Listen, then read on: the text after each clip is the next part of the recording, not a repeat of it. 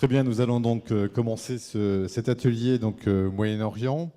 Donc tout d'abord, une nouvelle fois, bienvenue pour ces journées, ces premières journées de l'international PACA, qui sont organisées, comme vous le savez, par la CCI International PACA, en partenariat avec Business France et CCI France International, avec le soutien du CIC, d'Océo, d'Opti Global et d'Altios International. Alors moi-même, je me présente rapidement, je suis Xavier Géloin de la société En Face Communication, mais également président du comité régional Nice-Côte d'Azur des conseillers du commerce extérieur de la France, jeune association qui a plus de 100 ans et qui représente plus de 4000 ressortissants dans le monde entier, où nous travaillons énormément sur le commerce extérieur de la France, en aide d'ailleurs avec beaucoup de gens ici présents ce matin. Alors, c'est un atelier qui se veut, comme tous les ateliers, hyper interactif.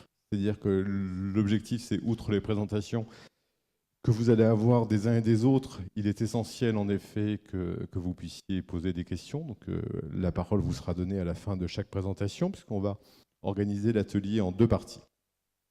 Alors pourquoi un atelier Moyen-Orient? La croissance moyenne de la zone devrait rester aux alentours des 3% en 2016. Sous l'effet conjugué des différentes guerres civiles, des flux de réfugiés qu'on connaît tous, des attaques terroristes et des faibles prix du pétrole et du lent relèvement de l'économie mondiale. Si les pourparlers de paix se confirment, réduisant ainsi la propagation à l'insécurité et des conflits dans le reste de la région, la croissance économique pourrait, elle, en revanche, s'améliorer au cours de la période de prévision 2017 et 2018. Alors, pour en parler aujourd'hui, on va avoir donc deux parties. Tout d'abord, les Émirats arabes unis, où Marc Cagnard, directeur de Business France Proche et Moyen-Orient, interviendra dans quelques instants, suivi de Maël Morvan de la Chambre de commerce française à Abu Dhabi. Bienvenue à vous deux. Après, donc, interactivité, 10 minutes de questions entre eux et vous. Et ensuite, on parlera de l'Arabie Saoudite et du Bahreïn, avec Pascal Roger, directeur de Business France de l'Arabie Saoudite Bahreïn. Et enfin, Laurent Sanssouci du cabinet Océo, qui nous parlera également du Bahreïn. Donc pour commencer, je vais passer la parole à Marc Cagnard, donc directeur de Business France Proche et Moyen-Orient. Vous allez nous présenter les secteurs porteurs, les grands chantiers en cours, mais également vous allez nous dire quelques mots sur la pratique des affaires aux Émirats arabes unis. Marc Cagnard, c'est à vous. Merci Xavier, bonjour à toutes et à tous. Xavier, est-ce que vous nous permettez de déroger un petit peu à ce qui était prévu pour peut-être avoir une interaction dès maintenant avec la salle et demander à chacun rapidement, pour qu'on ait une idée et qu'on adapte aussi peut-être notre discours, ce qui rendra peut-être l'échange un peu plus vivant encore, demander à chacun si vous intervenez déjà sur nos pays respectifs, donc Émirats, Arabie Saoudite, Bahreïn. Je vous autorise. Vous nous autorisez? Ouais. Sympa, merci. Et peut-être un tout petit retour d'expérience, mais rapide. Et ce sera intéressant, je pense, pour nous, pour bien situer qui sont les uns et les autres, si vous en êtes d'accord. C'est libre, bien sûr. Qui veut prendre la parole? Bonjour à tous, Didier Buchler, société Espresso Time installée à Fréjus dans le Var, mais belge d'origine. Si je suis ici, c'est parce que je ne fais pas encore du tout d'export vers le Moyen-Orient et je n'ai pas du tout planifié de le faire. Et c'est pour ça que je viens prendre des informations et un peu prendre un premier contact, vous écouter et j'espère peut-être me donner des idées. Voilà, merci. Ok, super, merci. Bonjour à tous, Alexandra Fantino, je travaille pour la société Clément Design.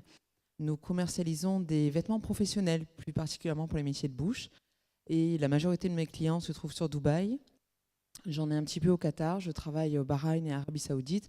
Et par contre, je ne m'y suis pas encore rendue. Dubaï, Qatar, oui, mais pas les deux autres pays. Et donc, je viens pour avoir davantage d'informations au niveau du potentiel du marché et aussi culturellement, comment travailler ces pays. D'accord, merci.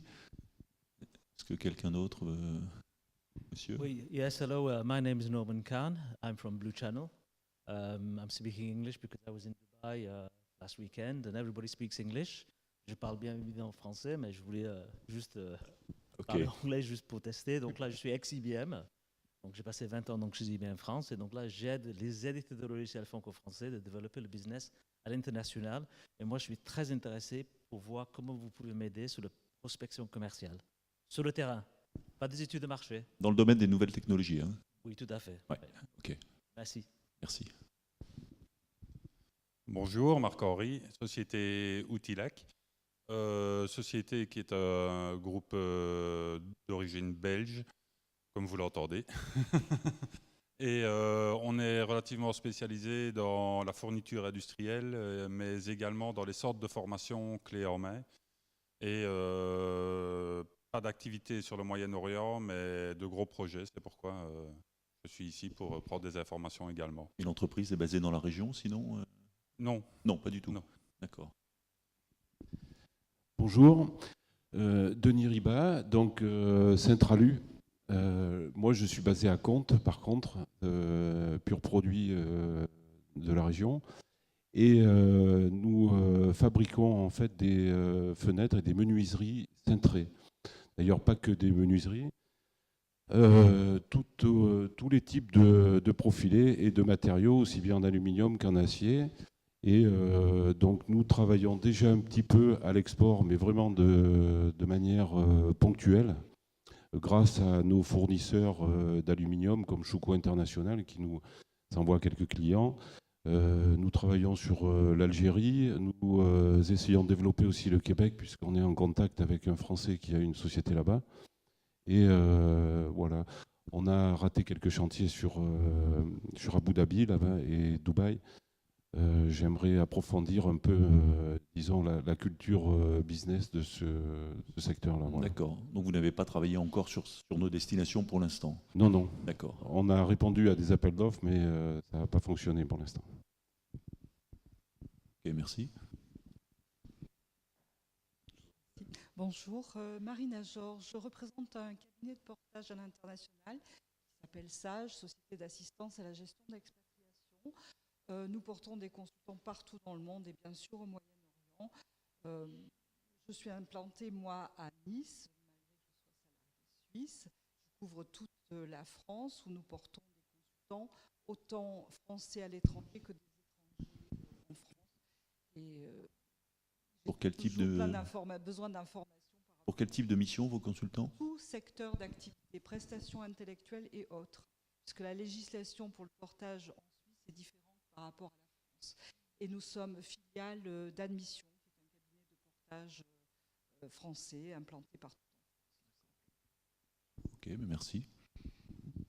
Oui, bonjour. Je suis Richard Ziewolski, architecte DPLG et docteur ingénieur. Et gérant de la société Serret Engineering, qui regroupe des sociétés de la région parisienne Boulogne-Billancourt, spécialisées notamment dans l'aménagement de territoire et protection de l'environnement. Et nous avons déposé les brevets internationaux et des solutions pour COP21, c'est-à-dire, vu la montée des eaux, il y a un problème de protection des sites qui vont être inondés. Donc, nos procédés, ça consiste des digues habitables avec des systèmes que nous avons mis au point et des cités marines à vocation touristique pour lesquelles nous avons fait l'architecture et nous cherchons la possibilité d'intéresser des pays, notamment Dubaï et Abu Dhabi, parce que nous avons travaillé dans l'offshore déjà. Nous avons créé avec ELF des premières plateformes offshore dans le site Zakum et nous utilisons la technologie offshore pour réaliser des cités marines. Au lieu de construire, si vous voulez, des cités sur place, vu la montée des eaux, il faut prévoir des solutions permettant la montée en cage par câble ou par un système permettant de loger la population protégée contre la violence. D'accord. Un marché énorme mondial dans ce domaine. Merci. Je crois qu'effectivement, il y a des petits sujets chez nous sur ces questions-là, donc ce sera intéressant d'en reparler ensemble. Bonjour, Rémi Sartor, société Alios. Nous sommes un fabricant de peinture situé à Villeneuve-Loubet. L'usine est à Villeneuve-Loubet. Avec une spécialité sur les résines acryliques de sol sportif, donc terrain de tennis, basket et autres, que j'exporte déjà sur l'Arabie Saoudite, les Émirats Arabes Unis, pas sur Bahreïn pour l'instant. Et en fait, la participation aujourd'hui, c'est comme on constate un fort ralentissement de ces deux pays-là, donc pour l'instant sur lesquels je travaille. C'était un peu pour voir le contexte, comment ça évolue et s'il pouvait y avoir une explication à ça. D'accord, merci beaucoup. Madame peut-être oui, monsieur après. Bonjour, Christine Milani de la société Coloris GCC. Nous sommes basés à Villeneuve-Loubet et nous fabriquons des colorants pour la peinture. Donc nous exportons déjà en Arabie Saoudite et aux Émirats Arabes Unis, mais voilà, je viens parce que nous sommes intéressés par d'autres pays dans lesquels nous n'exportons pas pour le moment, comme le Bahreïn, le Qatar, etc. Vous travaillez en complémentarité? Oui. On fait partie du même groupe. Ah d'accord, ok.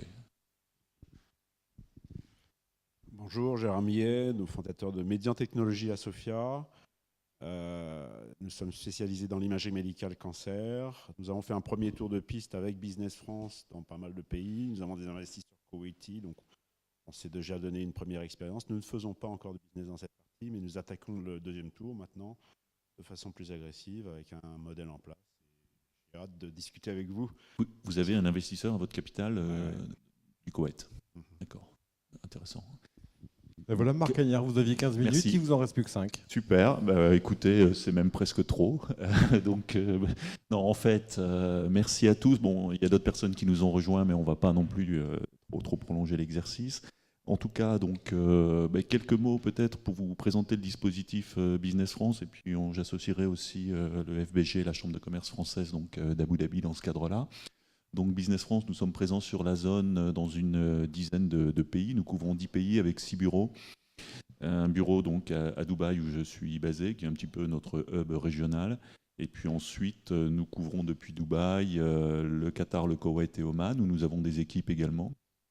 Et puis nous avons d'autres bureaux ailleurs qui sont autonomes. Hein. Le bureau donc de Pascal, qui est à Riyad et qui couvre également, qui est un bureau également à Jeddah, qui couvre le Bahreïn. Nous avons un bureau en Égypte que nous avons renforcé avec un directeur français il y a à peu près 1 an.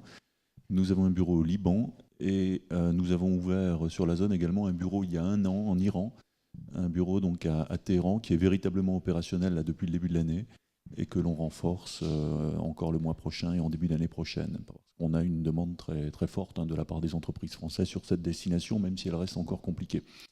Bon voilà, donc une 50aine de personnes dans le dispositif Business France sur la zone. On travaille aussi avec la Chambre de commerce franco-jordanienne en Jordanie. Et puis en partenariat étroit à Dubaï avec le FBC, la Chambre de commerce française, et à Abu Dhabi avec le FBG qui est représenté par Maël. Voilà, donc quelques mots peut-être pour vous parler un petit peu donc, de la situation générale économique aux Émirats. On a eu une entrée en matière qui était un petit peu rude quand même, et je suis content que les gens soient restés parce qu'on avait un peu peur que vous partiez après. L'actualité n'aide pas.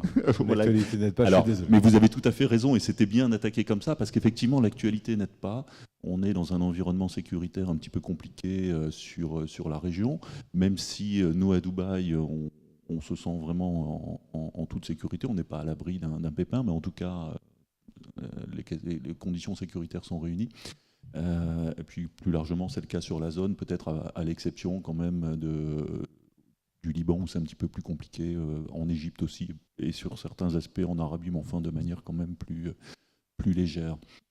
Donc on est en revanche dans un environnement où le prix du baril joue pour beaucoup dans la situation économique, et ça vous l'avez dit aussi, avec un ralentissement sur la zone quand même, de manière générale, c'est certain, mais on est toujours en période de croissance, hein, et c'est le cas aux Émirats. On a, bon c'est peut-être pas très lisible, mais on vous enverra les informations, mais on avait une croissance de 4% l'année dernière. Là, on est parti sur une croissance de 5, de 6 sur les Émirats cette année, donc vous voyez, ça reste quand même tout à fait correct.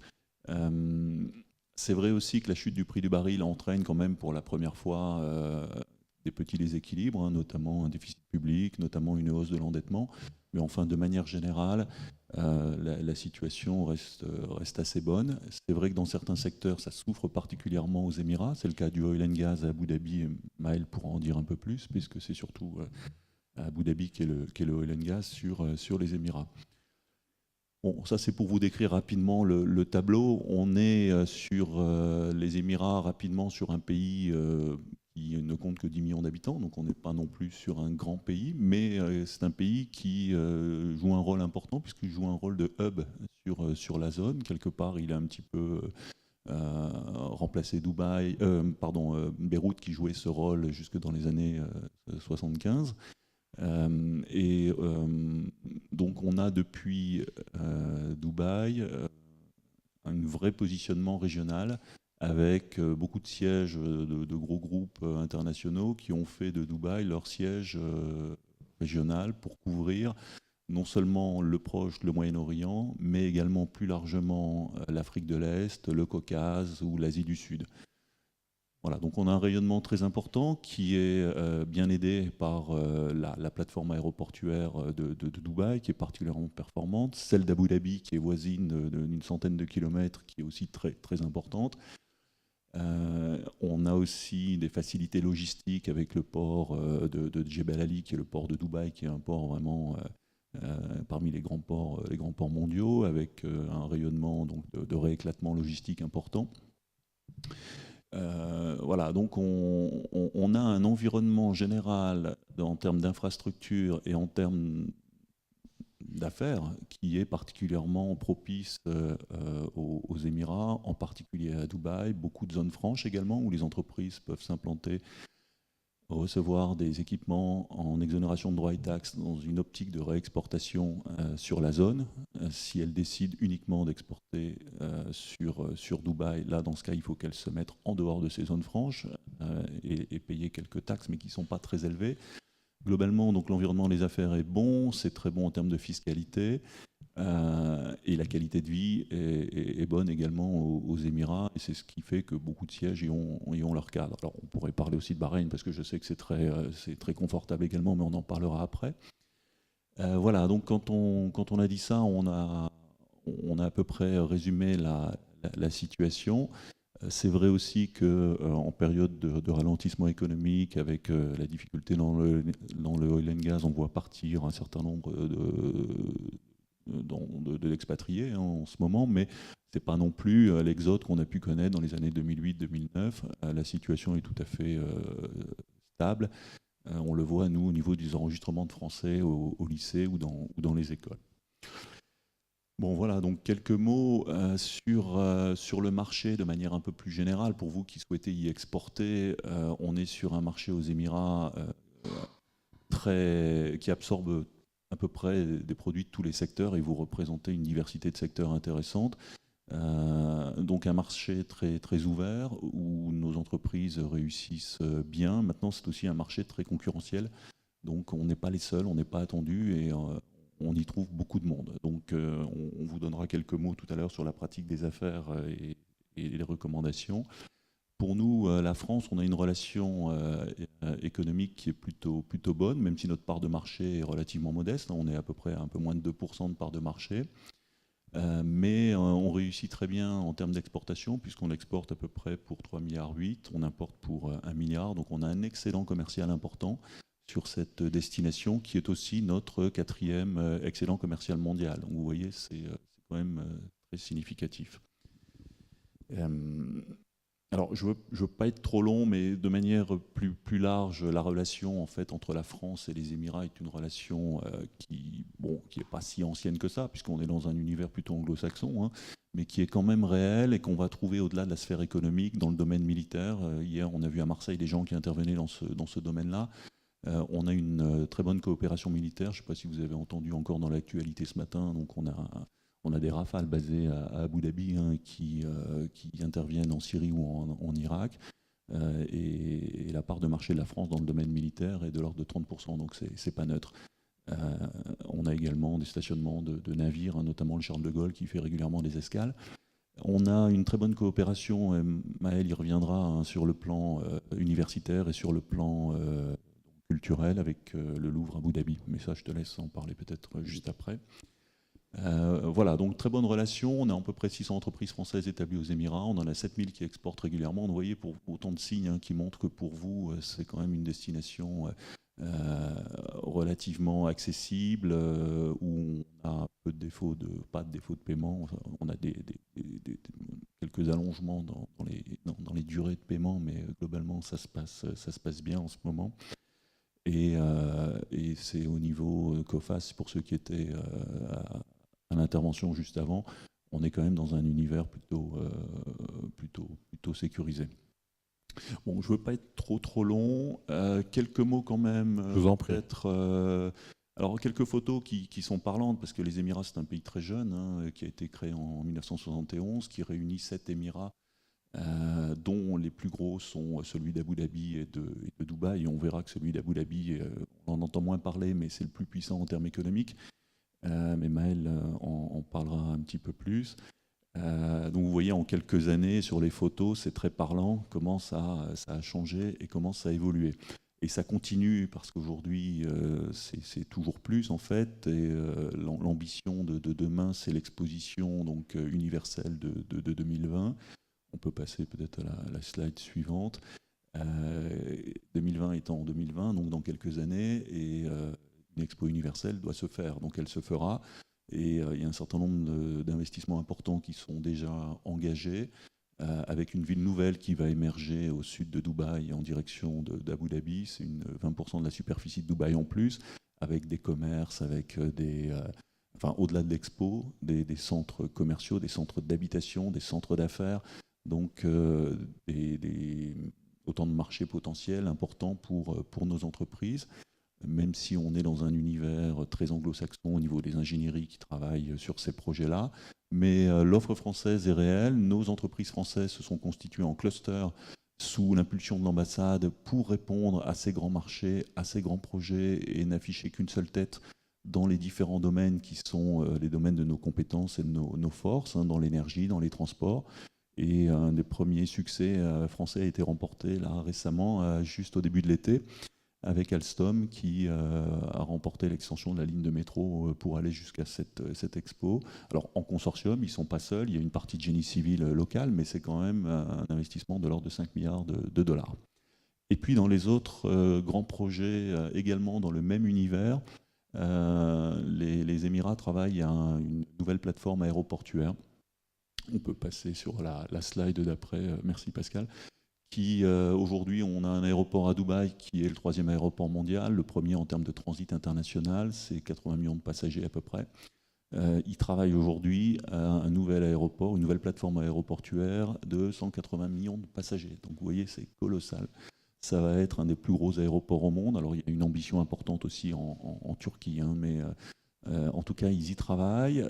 Ça va prendre un peu de retard parce que, on l'a dit, l'environnement des affaires est toujours porteur, mais peut-être un peu moins qu'il ne l'a été. Donc financer des projets colossaux comme cela, ça ne se fait pas comme ça du jour au lendemain, surtout quand il y a l'expo universelle à financer avant. Mais néanmoins, ils vont lancer les appels d'offres là, en fin de cette année pour le terminal 1 de cet aéroport qui devrait ouvrir ses portes en 2025. Donc là, il y a déjà un premier petit terminal, mais ils font un peu de cargo aussi, mais là on parle d'un vrai terminal 1 d'envergure. Donc vous voyez, autre projet important. De manière générale, Dubaï a l'ambition d'épater le monde, ils le font déjà assez bien.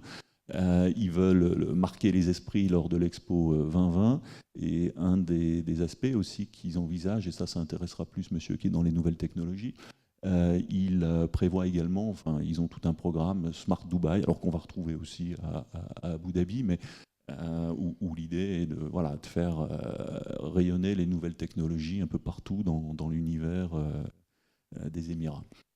Bon voilà, je ne veux pas être plus long, je crois que j'ai à peu près tout dit. Les facteurs clés de succès, je sais que Maël va y revenir. Donc je dans ces cas-là, je propose effectivement qu'on fasse un focus sur Abu Dhabi avec Maël Morvan de la Chambre de commerce française d'Abu Dhabi, et ce qui va permettre ensuite de pouvoir passer de nouveau la parole à la salle et que vous puissiez poser toutes les questions possibles et imaginables. Maël, je vous en prie. Bon, alors on va aller un peu vite parce que moi j'avais prévu aussi un PowerPoint, mais où on retrouve des redites de ce que disait Marc, donc finalement ça va aller un peu plus vite. Dire simplement qu'Abu Dhabi est la capitale en fait des Émirats, donc c'est vrai qu'elle est un peu moins brillante que Dubaï en termes de clinquant, mais en termes de solidité économique, elle a quand même des potentiels clairement intéressants. Alors, ce que l'on peut malgré tout dire, c'est vrai qu'actuellement, nous vivons une période qui peut sembler compliquée par rapport à une baisse du prix du baril de pétrole. Pour autant, ce que l'on peut dire, c'est que ce prix de baril avait atteint également des sommets, qui fait qu'aujourd'hui, je pense qu'on arrive à un prix de marché qui est tout à fait correct et en tout cas en deçà du coût de revient, donc de fortes possibilités, malgré tout, un investissement qui permettra justement de réguler, je pense, l'investissement et le développement économique d'Abu Dhabi. C'est vrai qu'on entend dire qu'il y a des licenciements aux Émirats.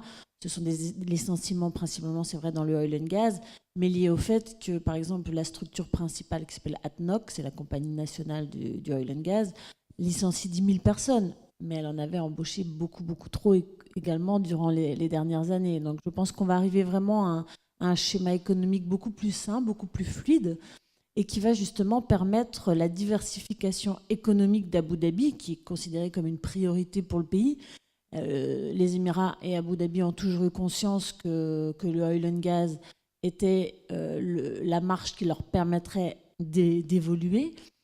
Aujourd'hui, on arrive un petit peu donc à cette période de révolution économique avec une diversification qui finalement est sur tous les champs. Alors oui, moi aussi j'avais les petites photos sur l'évolution d'Abu Dhabi, pays qui a donc un peu plus de 40 ans, mais pour autant il reste énormément de choses à faire et il faut se dire qu'ils exportent 90% de leur production dans un peu tous les domaines, que l'industrialisation est quasiment inexistante aux Émirats. C'est quelque chose pour l'instant qu'ils n'ont pas véritablement travaillé, mais c'est une velléité du pays également de pouvoir avoir des unités de production sur place. Qu'est-ce que l'on peut dire? Bon, là, on passe parce que c'est vrai que c'est les chiffres qui ont été donnés. Dire que cette diversification, elle passe sur tous les secteurs. C'est vrai, le tourisme et la culture. On va avoir l'année prochaine l'ouverture du Louvre à Abu Dhabi. Alors, je ne sais pas si le monsieur qui fait de l'aluminium y avait répondu, c'était ces appels d'offres-là dont il parlait. Mais je pense qu'en effet, il y a vraiment une place pour le savoir-faire et la compétence française au niveau de la construction. Mais également au niveau de... Donc, je parlais du Louvre, mais il y a tout de suite après le Louvre, le Guggenheim va commencer ses travaux. Donc là aussi, un positionnement également à avoir.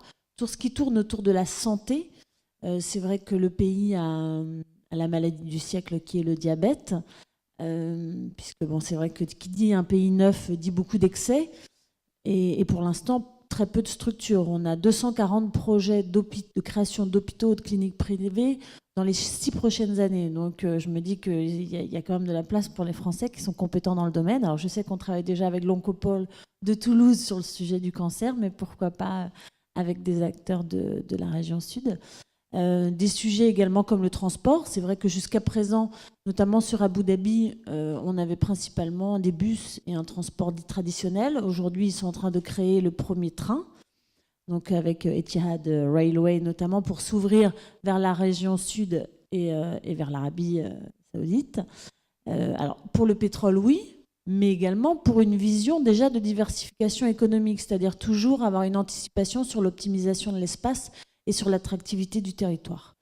Après, d'autres champs de développement pourront être... Alors, tout à l'heure, on parlait de la formation.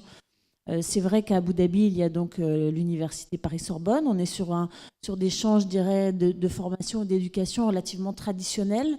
Aujourd'hui, les Émiriens ont beaucoup investi, mais ont très peu pensé à la formation continue et notamment à des formations sur de la maintenance, sur du suivi d'équipements. Là, de vrais potentiels, que ce soit sur des choses très techniques, sur des équipements, mais également sur de la restauration et de l'hôtellerie. Des centaines d'hôtels et de restaurants aux Émirats, des centaines voire des milliers, et pas un seul centre de formation lié à ces compétences. Donc il a également sûrement des possibilités pour les entreprises du Sud qui ont quand même l'habitude qui aussi possèdent une expérience et des équipements qui, je pense, pourraient intéresser les Émiriens. Donc des projets, c'est vrai, qui ressemblent port, aéroport, des extensions, puisque ce pays est en perpétuelle mouvance. Donc je pense qu'on pourra en parler avec les uns et les autres cet après-midi lors des rendez-vous en B2B, ou si vous voulez tout à l'heure, si vous n'avez pas pris rendez-vous, ou avec Marc ou avec moi, n'hésitez pas à venir nous poser des questions, ou même à nous appeler. Juste parler rapidement de l'environnement des affaires. Alors on va passer quelques slides, parce que là, C'est vrai que vous verrez, et on est tous, que ce soit le Bahreïn ou l'Arabie Saoudite, nos Émiriens ont tous une notion les Émiriens ou les gens du Moyen-Orient ont tous une notion de vision stratégique. À Abu Dhabi, ils ont un projet qui s'appelle le Vision 2030, qui c'est vrai reprend tous ces autres champs de développement pour un petit peu sortir du oil and gas. Voilà. Juste parler de l'environnement des affaires, dire que les Émirats, que ce soit Dubaï ou Abu Dhabi ou les Émirats du Nord, il n'est pas si compliqué que ça de faire des affaires, mais ce n'est pas non plus si facile. Il ne faut pas imaginer que c'est vrai qu'il y a c'est un pays qui a les moyens, c'est un pays où il y a de l'argent, mais ce n'est pas un Eldorado pour autant. Il faut vraiment prendre le temps de construire des relations de confiance avec les locaux. C'est vraiment le gage de la réussite de votre développement à l'international aux Émirats. Il faut prendre le temps. C'est vrai que quand vous venez ou lors d'un salon ou lors d'une mission, il faut vraiment suivre chaque contact et par la personne qui a créé le lien, c'est vraiment important d'avoir cette relation humaine et de face à face avec votre interlocuteur. Pas hésiter à l'appeler. C'est vrai qu'on commence à avoir une culture du mail. L'Émirien, il reçoit des centaines, voire des milliers de mails par jour. Il ne faut pas hésiter à l'appeler. Ne jamais penser qu'on les dérange. Ils adorent ça. Mais il faut toujours être très offensif et toujours sur la relance. Vraiment l'humain à l'humain. Après, être très vigilant, je dirais, sur 2 points. C'est tout ce qui est contrat et juridique. C'est vrai que c'est un pays où finalement il est assez facile de signer des contrats, mais faites attention malgré tout aux clauses. C'est pour ça que, alors je sais qu'à Business France, ils ont un conseiller juridique propre qui peut déjà vous donner des premiers conseils, mais n'hésitez pas à vous entourer véritablement de professionnels dans ces aspects-là, parce qu'il est très facile finalement, comme je disais, de signer un contrat, mais il est plus difficile de revenir sur ce contrat et sur les clauses à l'intérieur de ce contrat. Donc, bien en amont, prenez vraiment les services d'un conseiller juridique ou d'un avocat. Par rapport à la relation des affaires, qu'est-ce que j'ai pu oublier de dire? C'était encore après. Ben voilà, je pense que c'est à peu près tout. Oui, on parlait, en fait, très souvent aux Émirats, mais je pense qu'on aura également l'occasion d'en reparler, vous allez entendre dire oui, mais il faut s'associer obligatoirement avec un sponsor local, et est-ce qu'il ne va pas kidnapper mon savoir-faire? Tous les cas de figure sont possibles. Vous pouvez très bien faire du business aux Émirats de Nice. C'est une possibilité. Ensuite, vous pouvez très bien aller dans des zones franches où là, vous êtes totalement indépendant du sponsor local. Vous pouvez très bien avoir simplement un agent de représentation aux Émirats et pas une personne physique de votre entreprise. Ou en effet, vous pouvez vous trouver ce qu'on appelle un sponsor local avec un schéma qui s'appelle le 49-51. C'est pas parce que le sponsor local aura 51% du sponsoring qu'il aura 51% de votre société. C'est vraiment, tout est clairement spécifié dans le deal. C'est très souvent un fees qui est donné à l'année et ensuite il regarde très peu l'explication de votre entreprise. Alors ça dépend également de ce que vous voulez en faire. Comme je dis, comme il faut être émirien pour être sponsor, bien être vigilant pour choisir son sponsor. Si vous voulez que ce soit simplement un sponsor passif, c'est relativement facile. Par contre, si vous voulez vraiment avoir un sponsor actif qui vous ouvre les portes, qui vous ouvre le réseau d'Abu Dhabi ou de Dubaï, il est très important de bien choisir ce sponsor. Si vous voulez être dans la santé, prenez pas un sponsor passif. Il faut vraiment vous ouvrir les clés des ministères, vous ouvrir les clés des distributeurs locaux. C'est capital. Voilà ce que je pouvais un peu en dire. Merci. Je suis passionnée, mais ça se voit. Mais il y a de quoi faire, quoi. Je me dis que c'est vraiment dommage, en fait. C'est vrai que c'est plus peut-être ce qui a pu être, mais vraiment il y a de véritables possibilités aux Émirats. Voilà. Il y a une chose très intéressante, je pense, que vous avez signalée, c'est en effet par rapport à la connaissance et à l'adaptation qu'on doit faire par rapport à la culture de chaque pays. Et c'est vrai qu'on ne peut pas exporter dans un pays quand on ne connaît pas la culture du pays dans lequel on veut exporter. Une question avant de passer la parole à la salle. La première question qui sera la mienne, vous avez parlé d'Alstom, vous avez parlé de grandes entreprises. On a vu que ADP International était effectivement recruté par rapport au design du nouvel aéroport. Qu'en est-il pour les PME et les PMI? Est-ce qu'il y a véritablement une vraie possibilité? Parce que je pense que c'est la question que doivent se poser la plupart des Alors, on l'a un gens petit peu présents ici. évoqué en signalant qu'il y avait plus de 6 000 entreprises qui exportaient, françaises qui exportaient tous les ans aux Émirats. Et dans ce nombre, effectivement, on a essentiellement des PME et des PMI et les ETI, qui sont d'ailleurs aussi bien au FBG qu'à Business France, qui sont la cible des entreprises qu'on cherche vraiment à accompagner sur ce marché. Donc, elles sont présentes et elles réussissent bien. On a des beaux exemples de success stories. Globalement, nous, chez Business France, on en accompagne à peu près 800 tous les ans, dont 600 sur des pavillons professionnels, donc des pavillons France sur des salons professionnels. En fait, on a la particularité à Dubaï, et il n'y a pas beaucoup de pays dans le monde où la situation est celle-là, d'avoir des grands salons régionaux pour le Proche-Moyen-Orient, mais aussi la zone d'influence des Émirats dont on parlait tout à l'heure, à savoir le Caucase, l'Asie du Sud et l'Afrique de l'Est.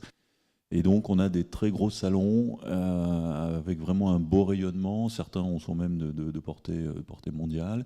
Et on y a des pavillons français avec à peu près donc 25 salons tous les ans, dans tous les secteurs d'activité. Donc ça, pour être présent, pour se montrer, pour s'afficher, pour soutenir vos partenaires, vos distributeurs, c'est très important donc, de pouvoir aussi vous adosser sur ces salons, qui ne sont pas seulement des salons où vous venez présenter, on y met de la valeur ajoutée, on organise des programmes de rendez-vous, on met derrière des services de communication, on a tout un service de com régional qui travaille avec la presse régionale du Proche et Moyen-Orient. Et ça, c'est des petits plus qu'on peut proposer. Donc nos PME réussissent bien dans tous les secteurs d'activité, encore une fois, parce que les Émirats sont demandeurs de tout est importé quasiment là-bas. Donc, après, on l'a dit, c'est pas forcément toujours simple, toujours facile, on n'est pas attendu et il faut se battre, mais ça, vous avez l'habitude, c'est votre boulot un peu partout dans le monde, on va retrouver les mêmes approches finalement. Oui, mais je vais juste compléter. Oui, il y a vraiment de la place pour j'allais dire SMI, mais pour les PME, PMI. En fait, il y a surtout de la place pour ces entreprises, puisque tous les groupes sont quasiment déjà présents. Donc, reste vraiment une place pour les PME, PMI. Par contre, il ne faut pas non plus être naïf, pas pour des entreprises qui ont déjà où il y en a déjà 10, 20, 30 aux Émirats. Vraiment des entreprises à forte valeur ajoutée et surtout des entreprises de niche. Il faut vraiment, voilà, même si vous avez le meilleur produit, si vous êtes déjà 15 sur le marché, ça va être beaucoup plus compliqué. Alors que si vous avez vraiment une vraie spécificité, une vraie technologie et une vraie valeur ajoutée, là oui, il y a de la place et des potentiels. Voilà. Juste un axe qui peut être étudié. Alors bien sûr, le FBG, le FBC, Business France sont là pour vous aider. Donc vous n'êtes pas seul, vous avez vraiment un dispositif complet. On a une section des CCE qui est particulièrement rayonnante avec 45 personnes qui sont vraiment à votre disposition aussi. Et puis on a un dispositif qui marche très bien un peu partout dans le monde, que vous connaissez sans doute, mais qui marche aussi très bien aux Émirats, qui est le dispositif des VIE, avec près de 200 VIE sur la zone, que vous pouvez héberger chez votre distributeur, chez votre importateur, dans votre structure si vous en avez une, ou tout simplement au FBG ou au FBC ou ailleurs. Voilà, donc on a des solutions. Très bien, merci. Des questions ? J'ai lancé la première, donc la deuxième, c'est à vous.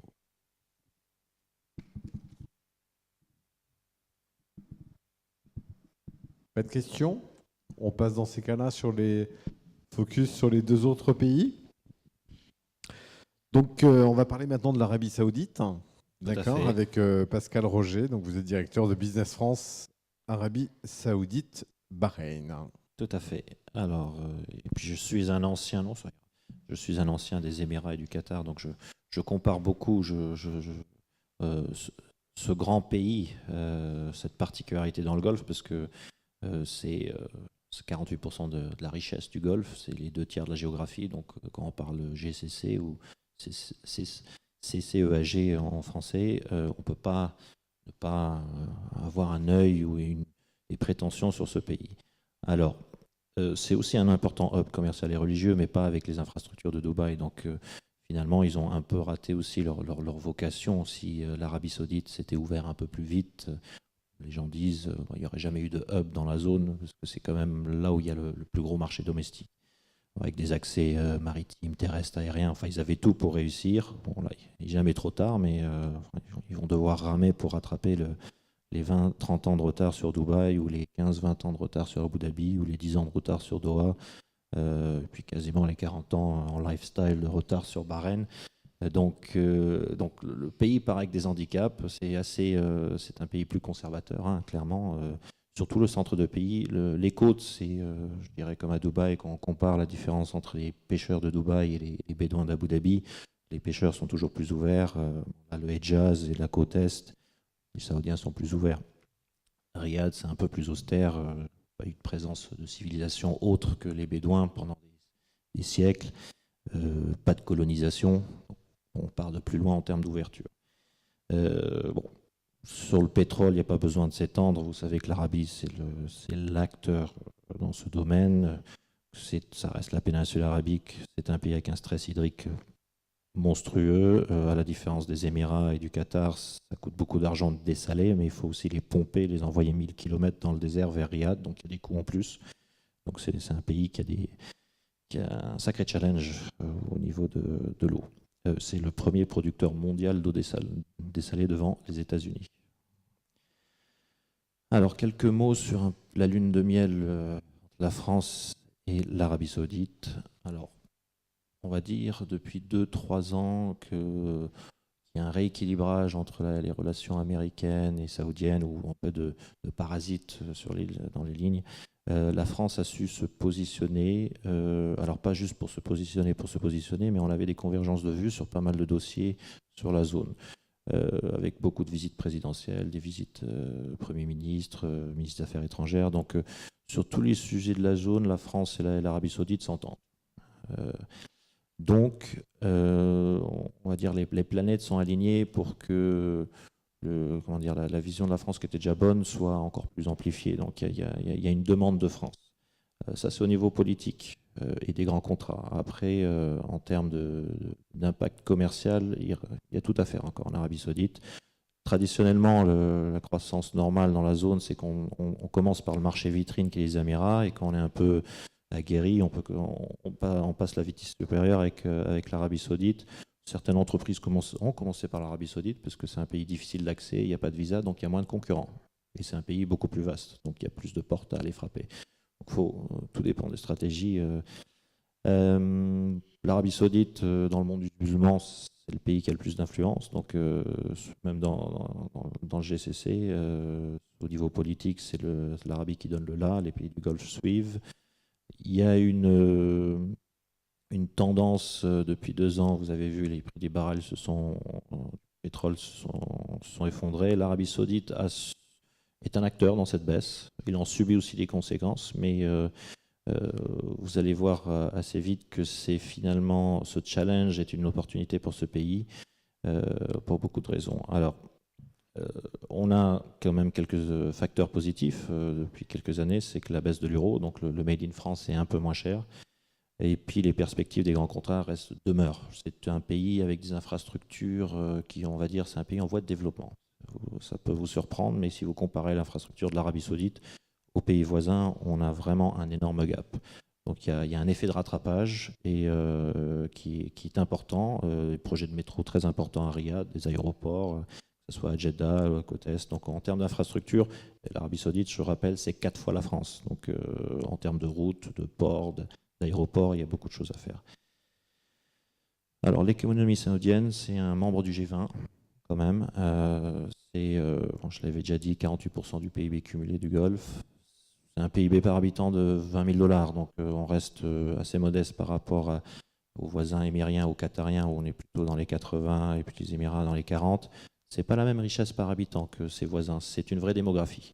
Vous avez une classe moyenne, vous avez des pauvres saoudiens, vous avez des riches, et vous avez une majorité de locaux, ce qui est la petite particularité avec les voisins où les locaux sont minoritaires.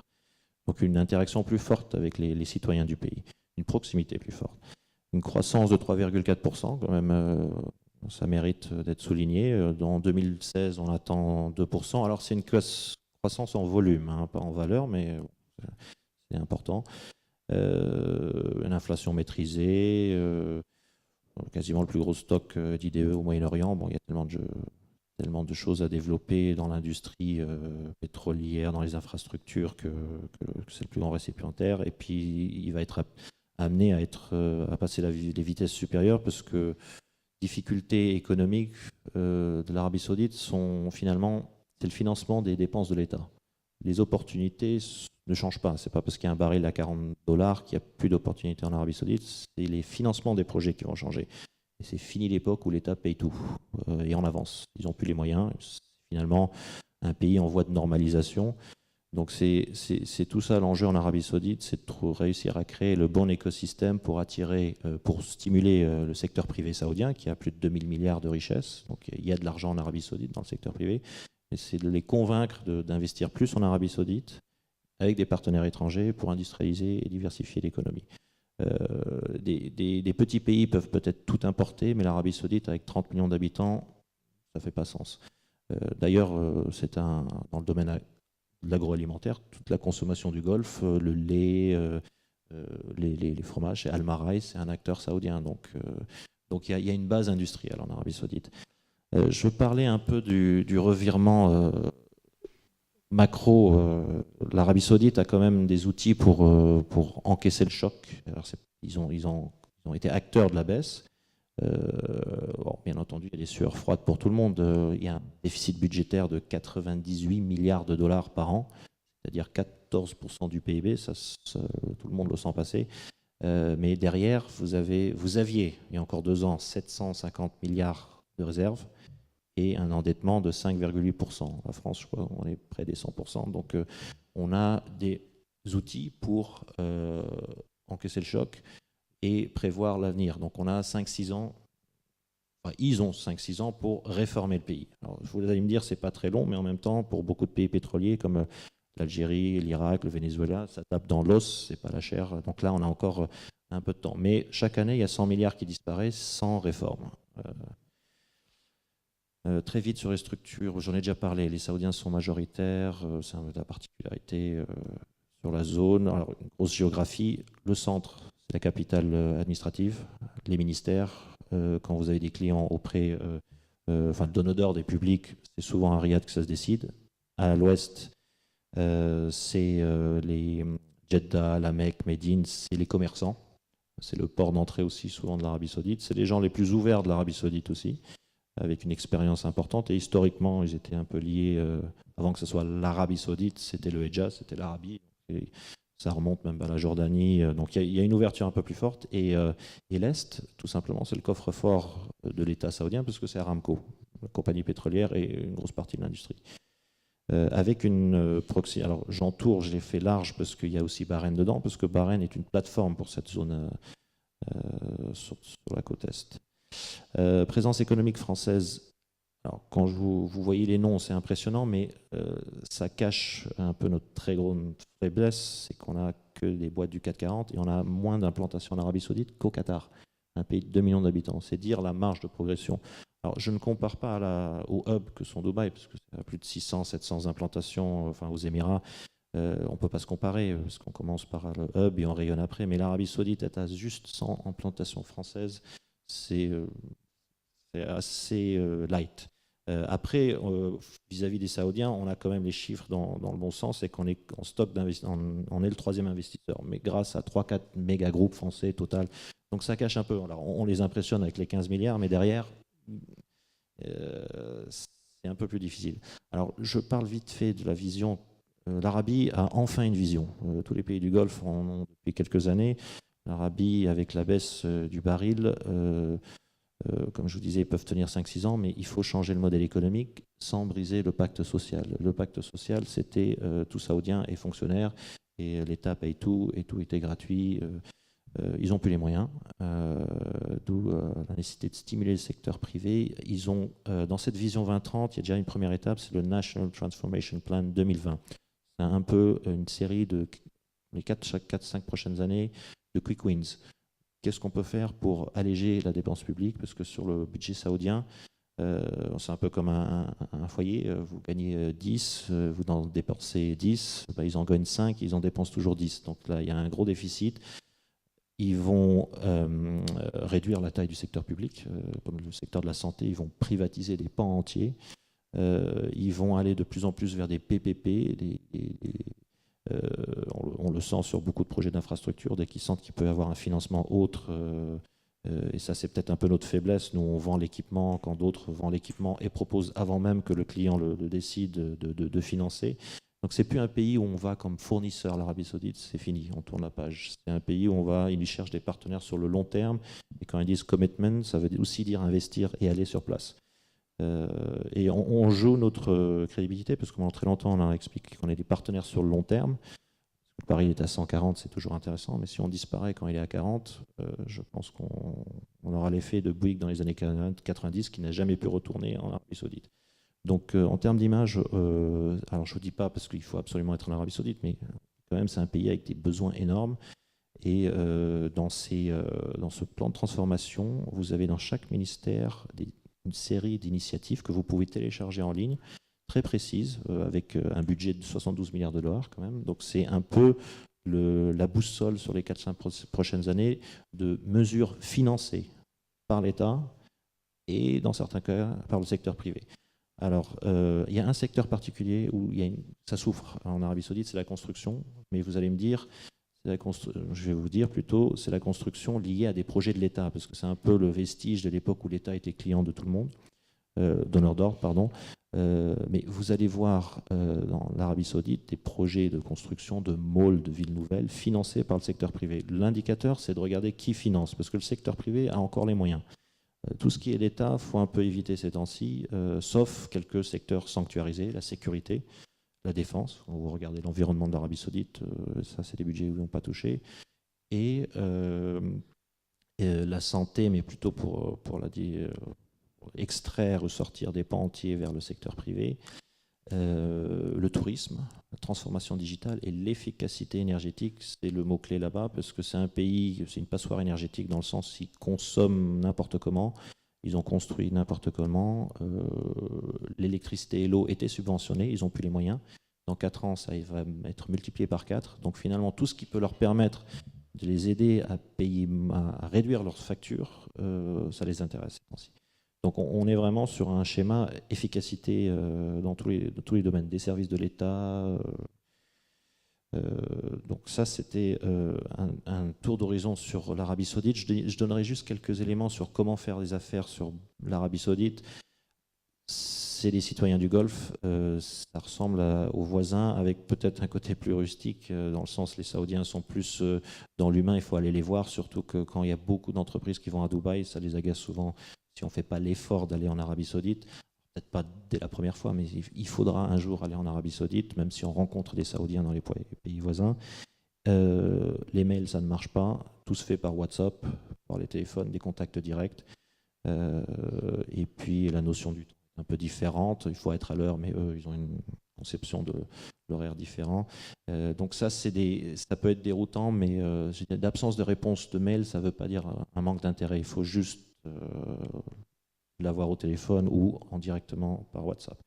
Voilà sur l'Arabie Saoudite. Je vais laisser la parole à Bahreïn, qui est la plaque l'ancienne plaque tournante de la région, mais c'est surtout une plateforme pour la province. Merci Pascal Roger. Effectivement, je crois que ce qui est important dans ce que vous avez dit aussi, c'est d'être audacieux. Je pense que quand on veut aller à l'international, c'est de pouvoir aller de l'avant et d'avoir véritablement envie de s'y implanter.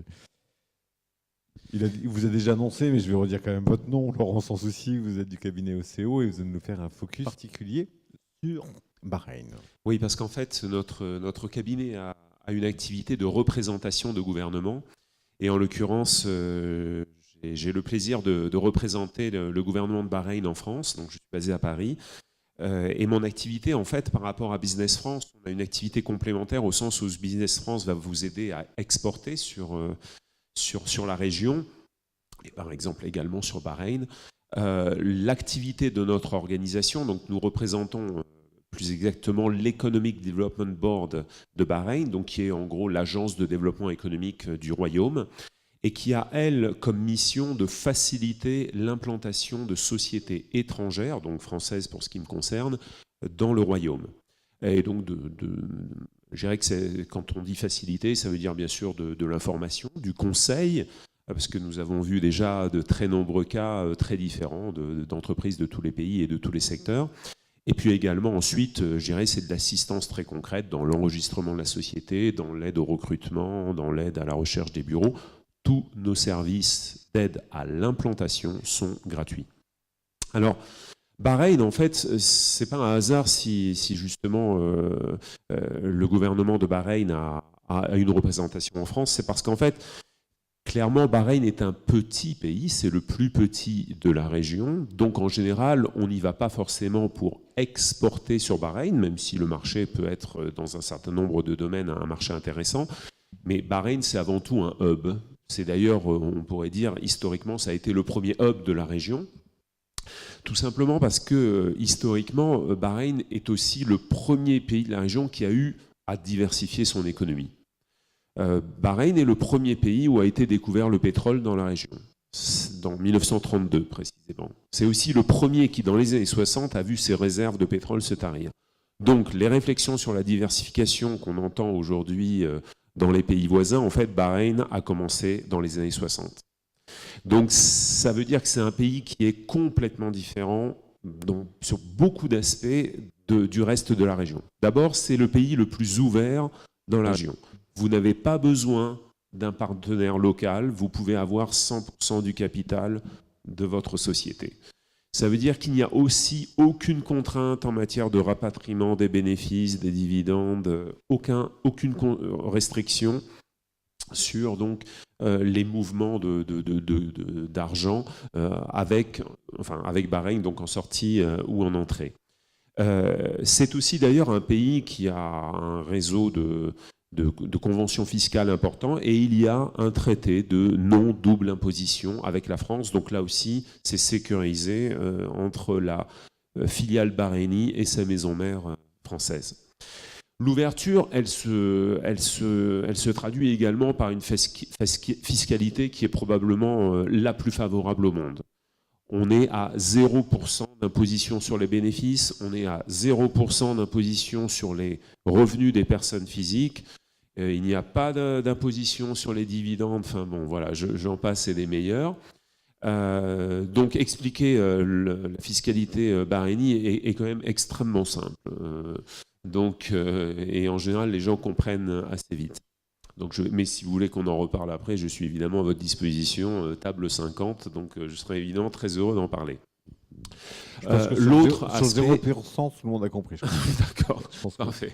Donc l'autre point, c'est que effectivement, je parlais de hub parce que, effectivement, alors on va peut-être juste revenir une seconde sur la carte, même si on ne voit pas forcément très bien. Mais en fait, Bahreïn est entre le Koweït et les Émirats, donc Qatar et Émirats arabes unis. Et puis, il y a cette relation privilégiée avec l'Arabie saoudite. Alors, Bahreïn est une île, mais il y a un pont entre Bahreïn et les provinces est de l'Arabie saoudite. Et donc, ça veut dire que beaucoup d'entreprises produisent à Bahreïn ou entreposent à Bahreïn des produits qui seront ensuite envoyés, notamment sur l'Arabie saoudite, mais Koweït est à 4 heures de route, Doha, enfin le Qatar est aussi à 4 heures de route. Donc ça, c'est aussi un autre avantage, je dirais, très important. Avantage renforcé également par des coûts qui sont les plus bas de la région, aussi bien pour des activités de production, de logistique, ou pour des activités de services. Donc on a beaucoup, par exemple, dans les services financiers, beaucoup de back-office, même si historiquement, d'ailleurs, Bahreïn a été la première place financière de la région, qui a en fait, dans cette stratégie de diversification, qui a bénéficié, on peut le dire, des malheurs du Liban. Et donc le hub financier de Bahreïn s'est développé dès les années 70. Donc c'est vrai, un environnement... Voilà, de ce point de vue-là, très, très important. Mais peut-être que la chose qui, pour moi, est la plus importante dans la différenciation de Bahreïn par rapport au reste de la région, ce sont en fait les Bahreïnis. Parce qu'en fait, cette diversification, elle les a obligés, donc depuis plus de 50 ans, à travailler. Et donc, il y a, c'est pour moi un avantage très important du Bahreïn, la possibilité d'un recrutement local simple. Alors attention, je ne veux pas dire qu'il n'y a pas de possibilité de recrutement extérieur. Vous avez évidemment une très grande souplesse dans le recrutement extérieur. Donc si vous voulez envoyer des expatriés, il n'y a absolument aucun problème. Ou si vous voulez recruter par exemple dans du personnel de production, personnel qui viendrait notamment du sous-continent indien, pas de problème. Mais la particularité de Bahreïn, c'est que si vous souhaitez recruter des Bahreïnis, il n'y a pas de problème. Et Bahreïni IS et Bahreïni IES. Bahreïn a commencé à avoir une éducation généralisée pour les garçons en 1918, pour les filles en 1928. Aujourd'hui, dans les services financiers, je le citais, plus de 61% des employés, des salariés sont Bahreïnis, dont 36% de femmes bahreïnies. Donc vraiment, c'est pour moi un aspect extrêmement important, c'est-à-dire que vous êtes dans une société qui n'est pas une société à l'économie totalement artificielle. Vous avez une vraie économie supportée par une participation au travail de la population locale, et je pense que c'est quelque chose d'intéressant. Et donc, notamment, je dirais qu'on a beaucoup de, alors je disais de back-office, mais aussi beaucoup de hubs pour la région. Très clairement, on n'est pas comme Dubaï dans des hubs qui peuvent être sur le Caucase ou sur l'Afrique de l'Est, mais par contre, on a beaucoup de sociétés qui ont leur hub pour le Golfe sur Bahreïn. Et le dernier point, en fait, c'est parce que aussi, je dois avouer que c'est probablement l'un des endroits les plus agréables à vivre, notamment pour les expatriés. Et alors, évidemment, on est tous dans notre métier, qui est celui de l'attraction d'investissement, à citer des enquêtes. Regardez l'enquête de HSBC qui s'appelle Expat Explorer. Bahreïn est au 4e rang mondial pour la qualité de vie pour les expatriés. Donc, alors c'est le coût de la vie, mais c'est aussi, moi je le vois avec les entreprises françaises qui sont déjà à Bahreïn. Ce que j'aime entendre d'ailleurs de ces expatriés français, c'est qu'ils me disent oui, bien sûr, le pays est agréable, le coût de la vie est faible, la qualité de l'offre immobilière est élevée, mais ce que l'on aime, c'est aussi la relation avec les Bahreïnis. Bon, quand on fait la promotion d'un pays, c'est évidemment la plus belle chose qu'on peut entendre. Et puis, comme je le disais, au-delà de ces avantages, il y a aussi notre organisation qui est là pour aider justement à l'implantation. Et donc, évidemment, on sera très heureux de discuter plus tard avec vous. Moi, je suis là toute la journée. On a une table, donc c'est la table numéro 50. Et on peut en discuter également pendant le déjeuner si vous n'avez pas déjà pris de rendez-vous. Voilà. Merci Pascal. C'est presque le paradis, Bahreïn, à vous écouter. Écoutez, venez, on peut en discuter. Je ne poserai pas la première question, je laisse la première question à la salle. Alors bien évidemment, on a focalisé là sur l'Arabie Saoudite et sur Bahreïn, mais si vous avez aussi des questions, je pense que sur les Émirats Arabes Unis ou sur Abu Dhabi, je pense qu'ils sont aussi capables d'y répondre.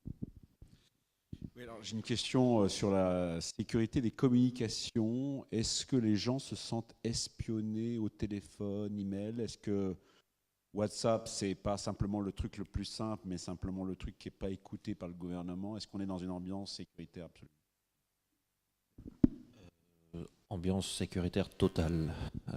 Si on est écouté sur Riyad, alors les ambassades c'est sûr, mais il y a une crainte, surtout avec les cellules dormantes de Daesh en Arabie Saoudite, de surveiller tout ce qui passe sur les réseaux sociaux, et sachant que l'Arabie Saoudite, c'est d'ailleurs la plupart des pays du Golfe sont des énormes consommateurs. L'Arabie Saoudite, c'est le premier consommateur au monde en vidéo YouTube. Après, ils utilisent les réseaux sociaux, WhatsApp pour tout, pour envoyer des photos, pour communiquer. Il y a même des banques qui envoient les coordonnées bancaires par WhatsApp. Donc en termes de sécurité, c'est un sujet très important, mais ils partent très très loin aussi. Je prenais souvent l'exemple, que ce soit en Arabie ou aux Émirats ou au Qatar, pour rencontrer un haut gradé de l'armée. C'est mohamed32@hotmail.com. Ils n'ont pas de système. Donc il y a une surveillance, mais en même temps, en termes de protection, ils partent vraiment de très très très loin. Oui, Pascal. globalement, on va être dans le même cas de figure. Hein. Aux Émirats, il y a quand même une surveillance qui est très forte hein, sur les communications téléphoniques, sur les réseaux sociaux, sur tout dans la vie au quotidien. Vous avez énormément de policiers en civil, donc il y a effectivement une hyper sécurité, aussi pour les mêmes raisons, hein, les raisons liées au risque potentiel de terrorisme. Et puis, il ne faut pas oublier qu'on est dans des pays qui sont eux-mêmes engagés sur des théâtres d'opération, qui sont en guerre, notamment au Yémen pour les Émirats et surtout pour l'Arabie Saoudite. Donc on est sur de l'hypersensibilité sur ces sujets-là. Alors si vous êtes effectivement une entreprise française dans ce domaine-là, pour le coup, à l'inverse, les sujets et les opportunités sont nombreux. Merci Marc. Je vous en prie Laurent. Peut-être un point en fait. Alors effectivement, le contrôle il est total. Après, je pense qu'il y a quand même aussi une différence d'atmosphère entre l'Arabie Saoudite d'un côté et les Émirats et Bahreïn de l'autre. C'est-à-dire que, en tout cas, moi je le vois à Bahreïn, on ne se sent pas non plus dans un état policier. C'est-à-dire que contrairement à, par exemple, même des pays d'Afrique du Nord, où on a des policiers à tous les carrefours, à Bahreïn, vous n'avez pas de policiers à tous les carrefours. Moi j'étais dans un hôtel, il n'y avait pas de garde à l'entrée de l'hôtel, et c'est un hôtel pour étrangers. Donc voilà, il y a un contrôle, mais en même temps, il n'y a pas non plus d'hystérie sécuritaire dans la vie quotidienne. Vous êtes dans un mall, en tout cas là aussi, je parle de nouveau de Bahreïn, on ne voit pas de policiers. Enfin, je veux dire, j'en voyais moins à Bahreïn qu'à Paris au Forum des Halles, pour se comprendre. Hein. Donc oui, il y a un contrôle, mais voilà, après je pense qu'entre l'Arabie Saoudite et Bahreïn, les Émirats, il y a quand même une atmosphère qui est très différente. Je pense que les contrôles sont en revanche en Arabie Saoudite beaucoup plus visibles et présents. Mais c'est vrai que quand on se balade à Dubaï ou à Bahreïn, je pense que vous seriez surpris de la tranquillité qu'on y voit. Enfin, c'est vraiment quelque chose qu'il faut avoir en tête. Hein. L'un n'exclut pas l'autre. Tout à fait, je partage à 100% et je pense que Maël aussi. Vous rentrez dans les malls à Dubaï, vous n'êtes pas contrôlé, vous n'êtes pas surveillé, c'est hyper sécurisé, mais vous ne le sentez pas. Voilà, c'est ça. L'Arabie, c'est sans doute un peu différent. Sur l'Arabie Saoudite, bien sûr, on ne conseille pas aux entreprises d'aller près de la frontière yéménite ou le nord de l'Arabie Saoudite, mais dans les centres urbains, c'est sécurisé, mais vous voyez une présence quasiment militaire. Je dirais. Vous allez rentrer dans des campantes, c'est sécurisé, les malls, c'est fouillé. C'est pas la même chose que le Qatar, Bahreïn, avec un point de contrôle à l'aéroport, une ou deux petites frontières avec un pont. Là, on a 4 fois la France, il y a des frontières avec le Yémen, avec l'Irak. Donc il y a des risques d'infiltration. Donc clairement, c'est un pays où la sécurité est visible en physique et puis aussi dans la surveillance. Il y a des caméras, pas autant qu'à Dubaï ou à Doha ou à Bahreïn. Ce sont des territoires plus petits et faciles à contrôler. Ça semble assez logique également vu la dimension de l'Arabie Saoudite. Autre question ? Oui ?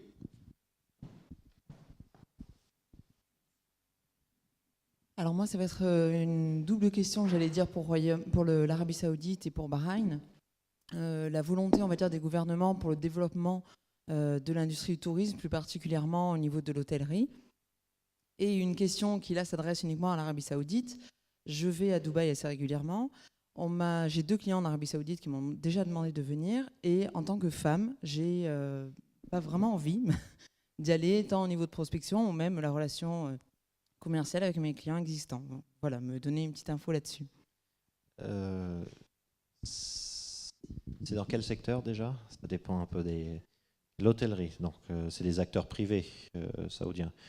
Généralement, l'Arabie Saoudite, quand vous rencontrez les Saoudiens en Arabie Saoudite, vous serez surpris sur leur niveau d'ouverture. Ce qui fait la mauvaise image de l'Arabie Saoudite, c'est plutôt le régime, enfin l'équilibre entre la famille régnante et le clergé, si je veux dire. Les Saoudiens sont actuellement, après 4 ans au Qatar, les Saoudiens sont plus ouverts que les Qatariens. Après, c'est une Il y a question... une question peut-être, excusez-moi, Oui. qui est peut-être être très, très claire. Est-ce qu'une femme Femme peut faire des affaires. est obligée, mais est-ce qu'elle est obligée de se voiler, par exemple, en arrivant en Arabie Saoudite? Oui. Elle doit mettre la abaya, mais elle n'est pas obligée de mettre le voile. Alors après, si on tombe devant une patrouille de la police religieuse, il faut juste mettre le voile pendant 5 minutes et l'enlever.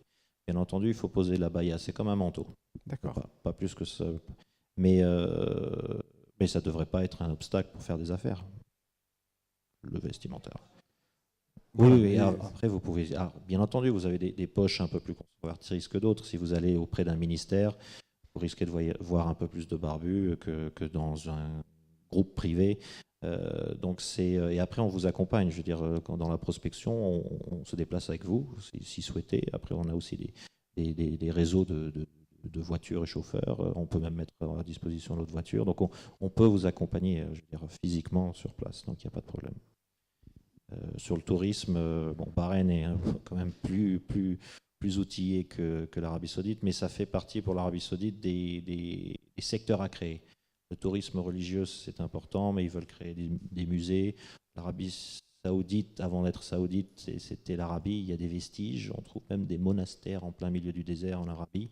Ils n'en font pas beaucoup la promotion, mais il y a la mer Rouge qui est magnifique. Elle est pas, enfin, je veux dire, il n'y a pas de touristes, donc il y a vraiment un grand secteur là-bas.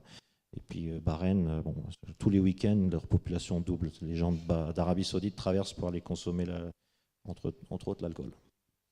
Oui, en fait, Bahreïn a été le premier hub touristique de la région.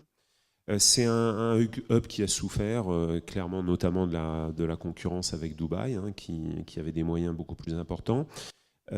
Aujourd'hui, il y a clairement pour le gouvernement de Bahreïn la volonté de redévelopper le secteur, et notamment avec d'ailleurs des entreprises étrangères. Donc ça, effectivement, c'est clairement un secteur prioritaire. J'ai une visite dans 15 jours de notre équipe sectorielle Tourism and Leisure qui est clairement à Paris pour voilà. Donc ça c'est évidemment un secteur très très important pour nous. C'est vrai qu'il y a cette très forte dépendance au tourisme saoudien puisque la qualité de vie à Bahreïn, c'est aussi un style de vie, comme on dit, le lifestyle. Donc, pourquoi YouTube est aussi regardé en Arabie Saoudite, c'est qu'il n'y a pas de cinéma. Donc, les Saoudiens de l'Est vont à Bahreïn pour aller au cinéma. Pas que pour le cinéma, mais ils y vont aussi pour le cinéma parce que voilà, on a des grands complexes à Bahreïn. Et ça veut dire que pour vous, alors là, vous pouvez aller à Bahreïn comme ça. Vous aurez même des Bahreïnis dans la rue, des jeunes femmes qui seront habillées de manière beaucoup plus légère que vous. Voilà. Non, ça, de ce point de vue-là. Juste du tourisme, Bahreïn, c'est 3 ou 4 fois plus de tourisme que le Qatar. C'est quasiment 9 ou 10 millions de visiteurs. Alors, c'est qu'une ou deux nuits, mais bon, voilà, vous avez quand même des hôtels à remplir et des malls qui consomment et des restaurants. Donc en termes de franchise, il y a plein de choses à faire à Bahreïn et ça permet d'être une vitrine pour l'Arabie Saoudite pour après. Peut-être juste un éclairage sur Dubaï. Vous connaissez, mais peut-être que ça intéressera tout le monde sur les femmes à Dubaï. Et puis on reviendra peut-être après rapidement sur le tourisme. Pour nous, être une femme ou un homme aux Émirats, peu importe, on peut aller voir tout le monde. Et il y a vraiment une ouverture. Il y a aussi une ouverture et des liens à créer avec les femmes émiriennes qui font du business. Et elles en font de plus en plus. Et là aussi, il y a de vraies opportunités d'affaires avec les Émiriennes aux Émirats. Voilà. Mais il n'y a aucun... Voilà, pas de voile, pas d'abaya. À part vraiment, si vous allez visiter la mosquée d'Abu Dhabi, oui, vous mettrez une abaya. Mais ce sera vraiment la seule fois. D'ailleurs, il faut... En mettre, c'est quasiment offusquant. Même moi qui vais régulièrement ou à des mariages ou à des événements avec des femmes émiriennes, me disent Maëlle, tu es française et tu dois assumer ton côté français. Nous, ce qu'on veut, c'est surtout pas que tu te déguises. Donc il n'y avait aucun souci. Aucun souci non plus pour discuter avec les locaux. Ils sont ouverts. Alors il y en a peut-être un peu plus fermés, mais je pense qu'en France, c'est pareil. Il y a quand même certains hommes un peu plus machos que d'autres. Mais ça, c'est un peu partout. Donc voilà. Et tu conduis. Ça, on le savait déjà, Maël. On avait déjà des informations. Sur le tourisme, peut-être juste un petit mot. Donc, effectivement, aux Émirats, on est aussi sur une destination très touristique, une destination avec l'Expo 2020 qui continue à tirer vers le haut. Le secteur du tourisme continue à se développer. On a plus de 40 000 chambres d'hôtel en construction dans les 5 années qui viennent, donc c'est colossal. Donc c'est aussi pour vous qui êtes dans ce domaine-là potentiellement des marinas importantes, hein, où voilà, il y a beaucoup d'attentes. Et voilà, c'est une vraie réalité. J'avais une autre idée, mais qui m'échappe. J'y reviendrai peut-être un petit peu plus tard. Y a-t-il d'autres questions ?